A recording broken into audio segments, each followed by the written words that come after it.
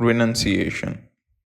Whether you continue in the household or renounce it and go to the forest, your mind goes with you.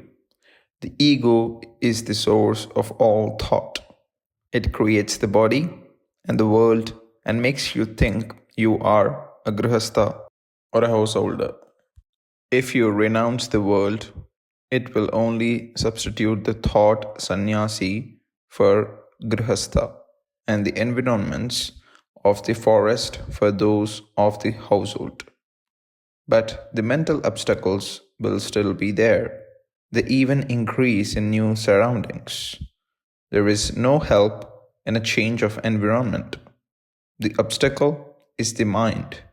It must be got over whether at home or in the forest. If you can do it in the forest, why not at home? Therefore, why change your environment? Your efforts can be made even now in whatever environment you are now. The environment will never change according to your desire.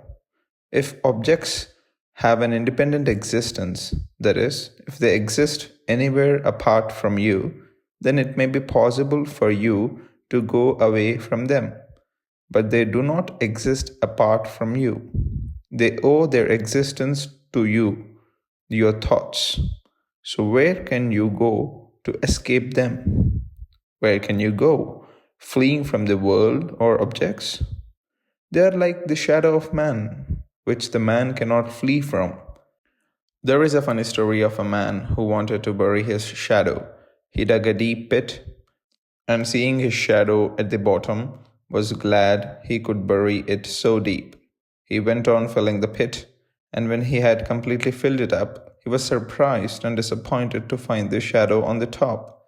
Even so, the objects or thoughts of them will be always with you until you realize the self. Why should your occupation or duties in life interfere with your spiritual effort? For instance, there is a difference between your activities at home and in the office. In your office activities, you are detached, and so long as you do your duty, you do not care what happens or whether it results in gain or loss to the employer. But your duties at home are performed with attachment, and you are all the time anxious as to whether they will bring advantage or disadvantage to you and your family. It is possible to perform all the activities of life with detachment and regard only the self as real.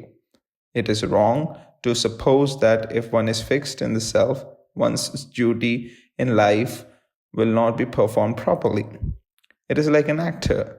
He dresses, acts, and even feels the part he is playing. But he knows that he is really not that character but someone else in real life. In the same way, why should the body consciousness or the feeling I am the body disturb you once you know for certain that you are not the body but the self? Nothing that the body does should shake you from abidance in the self.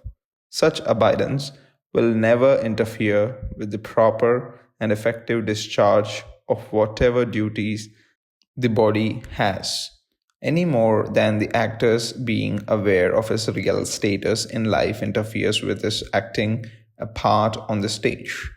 Renunciation is always in the mind, not in going to forest or solitary places, or giving up one's duty. The main thing is to see that the mind does not turn outward but inward. It does not really rest with a man whether he goes to this place or that, or whether he gives up his duties or not. All that happens according to destiny. All the activities that the body is to go through are determined when it first comes into the existence. It does not rest with you to accept or reject them. The only freedom you have is to turn your mind inward and renounce activities there. Nobody can say why that freedom alone and no other freedom is left to man. That is the divine scheme. Giving up activities means giving up attachment to activities or the fruits thereof, giving up the notion I am the doer. The activities which this body is destined to perform will have to be gone through. There is no question of giving up such activities, whether one likes it or not. If one remains fixed in the self, the activities will still go on, and their success will not be affected. One should not have the idea that one is the doer. The activities will still go on. That force, by whatever name you call it, which brought the body into existence, will see to it that the activities which this body is meant to go through are brought about. If the passions are something external to us, we can take arms and ammunition and conquer them. They all come from within us.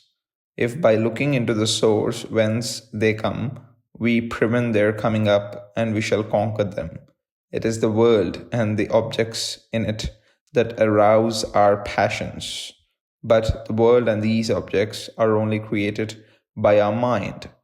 They do not exist during our deep sleep.